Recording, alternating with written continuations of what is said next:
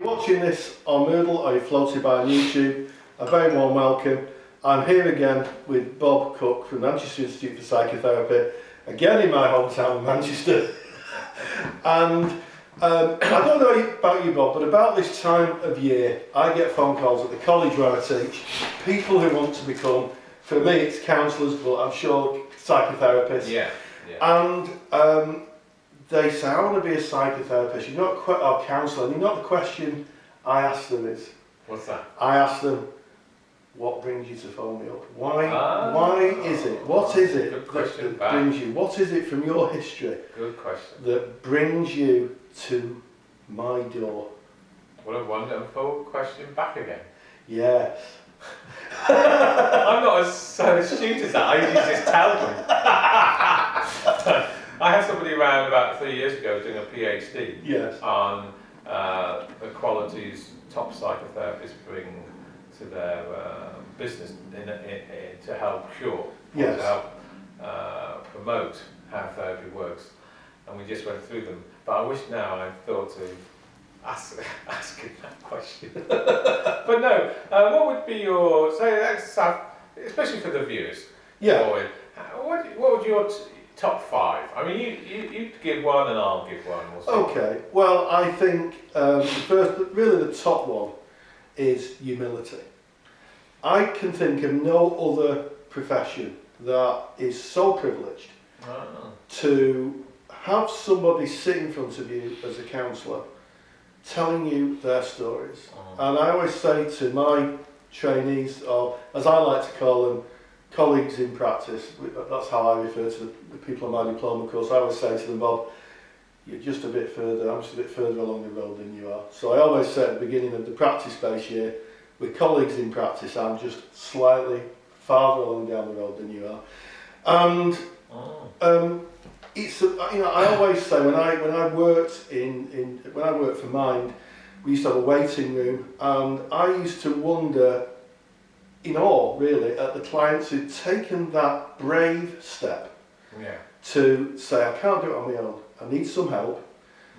And I always look for humility, the fact that this is the last frontier of human communication, maybe, of two people coming together for the benefit of one.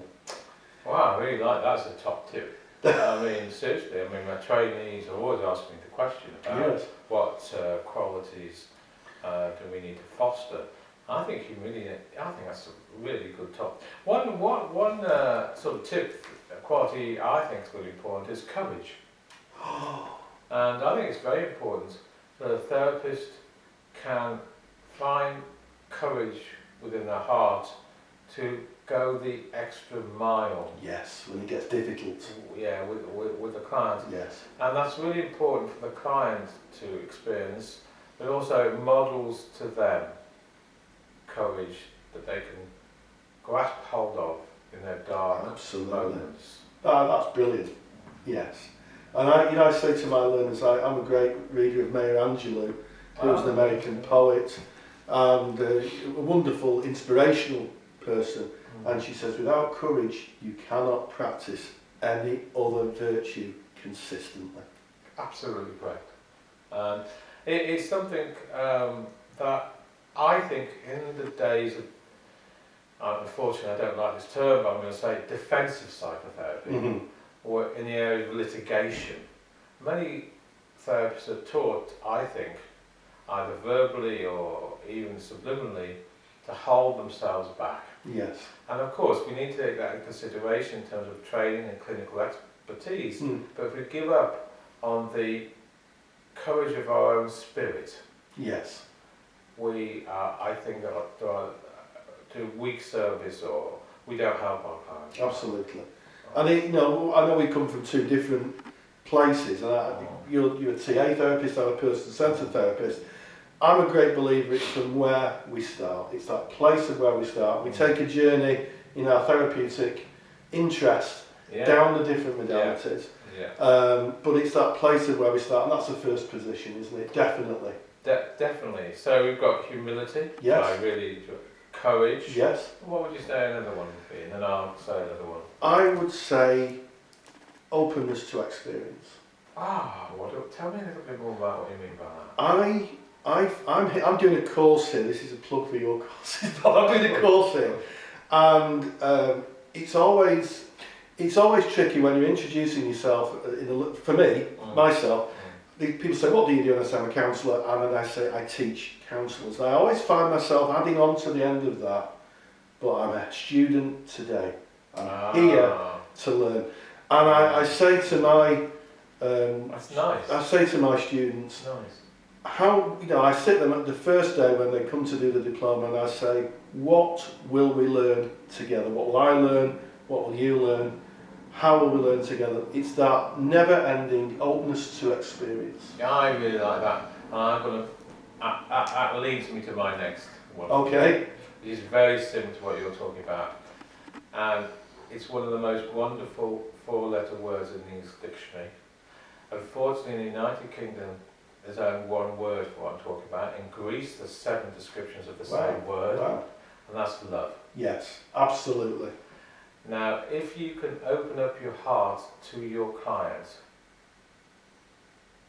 not much is going to go wrong. No. And that, of course, I'm saying that with experience and caution, because I'm not talking about you taking these the wrong way. I'm talking about opening up your heart, coming alongside your clients, listening to their hearts, compassion, getting into the skin of the client that is in front of you. Yes. It's a heart-to-heart experience. If that process can be facilitated, healing will happen. Yes. Absolutely. Following on from what you just said. I also think, how many tips are we up to now? I don't know, well, one more each. One more each. You do one, I'll do one. I think in training, and that we both train, we train different modalities, but we both train. I say don't rush the training process. Yeah, now that is fantastic advice. Yeah. That's fantastic advice. Don't rush the training process. I remember, and if this person's watching, I apologise if it might sound offensive, because I remember this phone call, but I got a phone call from someone who got a master's degree in psychology, which is great. Yeah. And they wanted to come on to the diploma, and I said to them, have you done any face-to-face work? Have you done any volunteer work? Have you done anything like that? And the person said, no, I haven't. And I'm very defensive. They said, but I've got a master's degree. I've got a master's degree in psychology. And I said, let me tell you a story, which I'm going to share with the viewers in your book. I love your story. Many years ago, before I became a counsellor, I was in business and I had to go to British Aerospace, and I met the man who designed the Airbus. Wow, God. And he told me all about the Airbus. He told me about the fact that the paint had special paint that allowed less weight, rivets that were smooth, the computer systems. And he was the man who literally was one of the designers. He put it together. And I said to him, what's it like to fly? And he looked at me and he said, I don't know, I'm not a pilot.